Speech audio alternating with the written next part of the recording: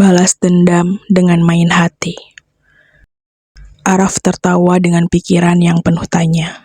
Benarkah ia jatuh cinta pada Amara secepat itu, atau hanya kagum dengan kecantikannya? Aku tidak yakin, tapi dia memang menarik di mataku.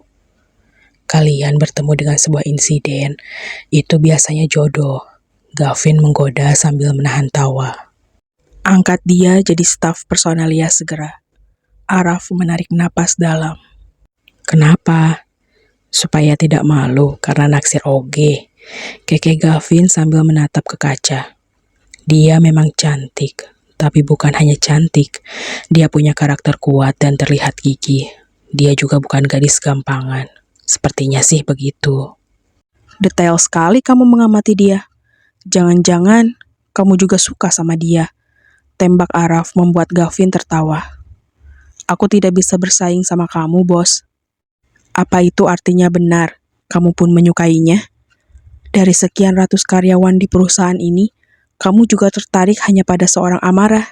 Araf menatap Gavin. Tidak, aku menyukai semua wanita yang ada di gedung ini, jawab Gavin sambil menepuk pundak Araf. Amara better than Natalie, itu menurutku. Araf terdiam, hatinya tiba-tiba gelisah dan perasaannya tak karuan. Dia pun mencoba mengalihkan obrolan ke soal pekerjaan. Namun, hatinya tetap menyebutkan satu nama saja, Amara. Sementara itu, Amara berjalan menuju dapur dan menatap kosong. Dia mengingat semua perlakuan Araf padanya, cara lelaki itu memandang, dan cara bicara yang tiba-tiba berubah. Belum lagi mengatakan kaca kotor hanya agar berdekatan dengannya, karena kaca saat itu sangat bersih. Apa dia menyukaiku? Atau sama seperti ayahnya, berniat mempermainkan aku? Gumam Amara sambil menatap ke cermin, melihat pantulan dirinya di sana. Ia pun berpikir keras, harus seperti apa jika Araf menyukainya, dan harus bagaimana jika Araf hanya ingin mempermainkannya. Aku akan ikuti permainanmu, Araf. Akan kubuat kamu jatuh cinta padaku, lalu kamu menangis karena kita adik kakak. Saat itu, kamu akan menyalahkan ayahmu yang brengsek itu. Ini akan sangat menarik buatku, sebelum akhirnya kuseret lelaki itu ke hadapan ibuku. Amara mengepalkan tangannya. Ambil rasa cintaku ya Allah. Jangan buat aku jatuh cinta padanya, dan justru aku yang terluka. Aku ingin mereka merasakan perih yang aku rasakan saat tahu ibuku bahkan tak mengenaliku sebagai anaknya. Tangan Amara gemetar sambil memegangi ujung meja. Matanya basah dan mati-matian ia hapuskan agar tidak ada yang melihatnya menangis.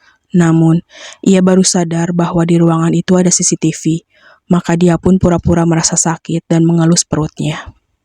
Hari berikutnya, Amara memilih menghindari Araf untuk menguji perasaan lelaki itu. Jika dia cinta, pasti akan mencari kesempatan untuk bertemu. Apalagi dia pun meminta kembali ke dapur di lantai yang sama dengan Gavin, bukan di lantai direksi. Araf memang heran saat Oge yang datang ke ruangannya bukan Amara, padahal seharusnya gadis itu yang membersihkan ruangannya. Bahkan, dia sudah sangat senang sampai-sampai datang pagi untuk bisa bertemu Amara. Kamu karyawan baru? Tanya Araf pada lelaki yang menggantikan Amara. Bukan, Tuan. Saya biasa di lantai 1 dan di rolling karena Teh Amara minta di bawah lagi, jawab lelaki itu. Amara minta di bawah lagi. Apa dia curiga aku menyukainya? Gumam Araf. Dia pun mencoba abai, tidak peduli pergantian OB dan OG di tempatnya.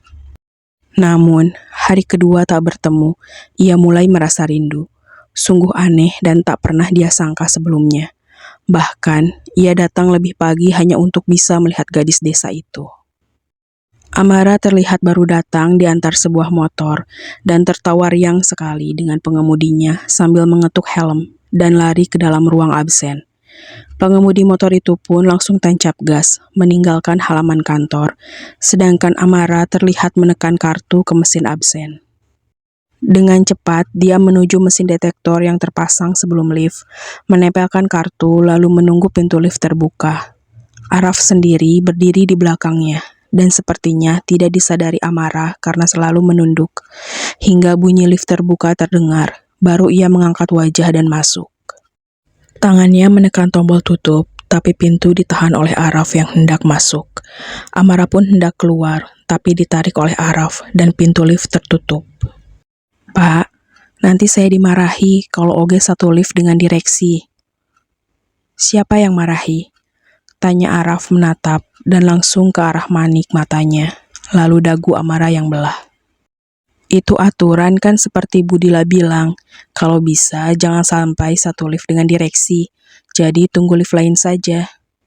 Kalau bisa, kalau tidak bisa? Ya, kalau terpaksa mau gimana lagi. Tapi kan tadi saya sudah mau keluar dan Pak Araf tarik, ujar Amara, baru sadar bahwa dia tadi ditarik lelaki di sampingnya itu.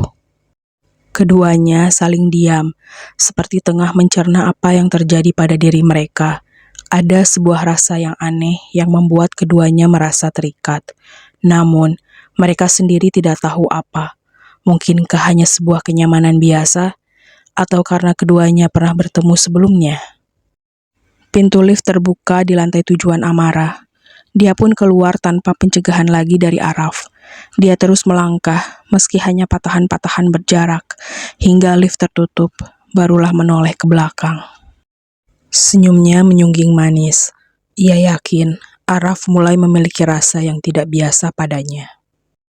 Maafkan aku, karena akan membuatmu jatuh cinta padaku. Sangat cinta, sampai kamu akan membenci ayahmu kelak, karena kesalahannya, kita tidak mungkin bersama. Amara tersenyum dan menatap pintu lift sangat lama. Setelah itu melangkah menuju dapur tempat ia bekerja. Di sisi lain, Araf keluar di lantai direksi. Dia berjalan dengan menatap kosong dan memegangi dadanya. Secepat itukah aku berpaling dari Natali? Gumamnya menggeleng. Ia pun tidak mengerti dengan tindakannya tadi. Aku harus menghindari Amara. Sejak kejadian itu, Araf menghindari Amara untuk menguji perasaannya.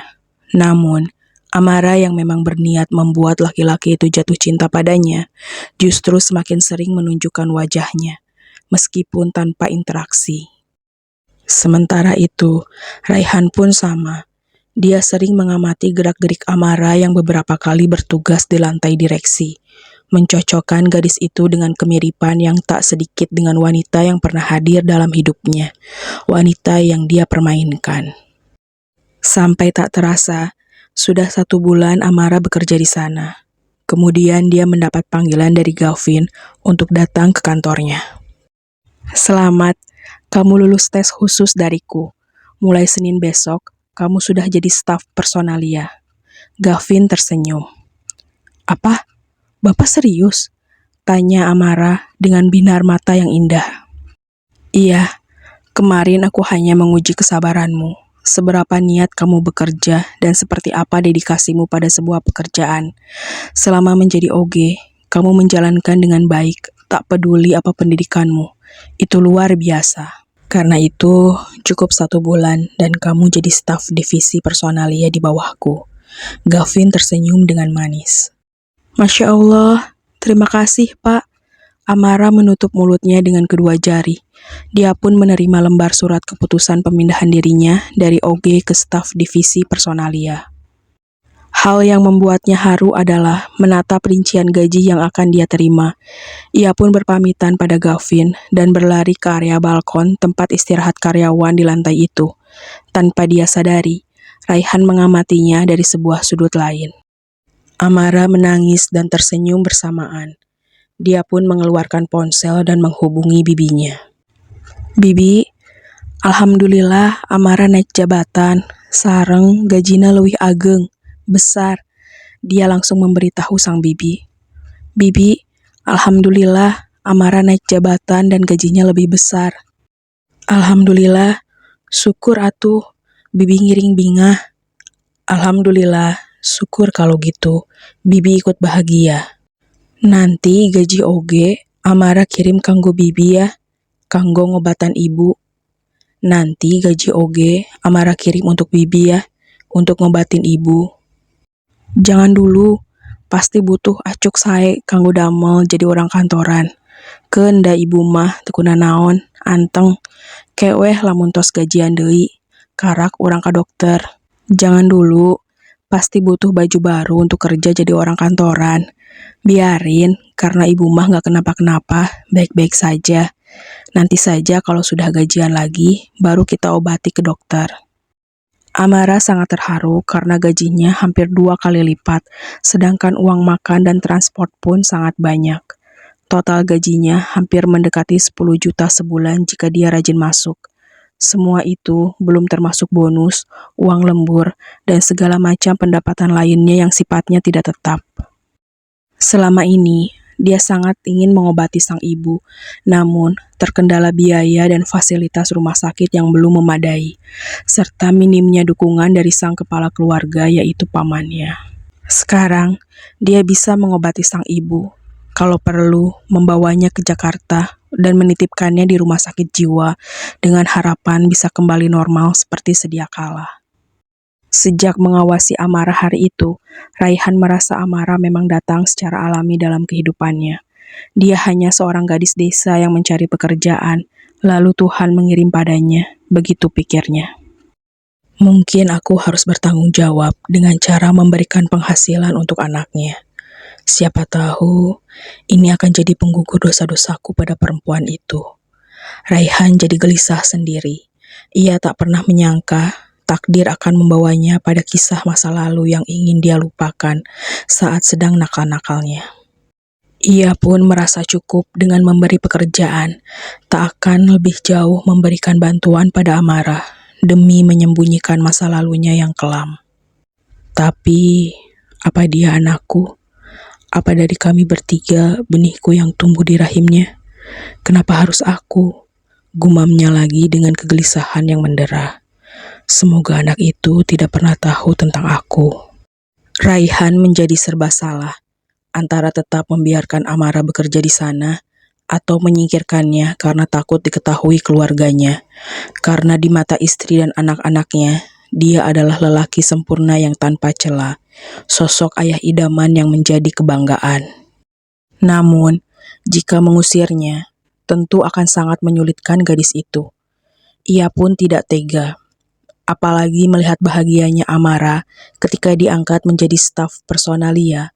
Tentu dia memiliki harapan itu akan menjadi bagian dari penghapusan akan dosa-dosa masa lalunya.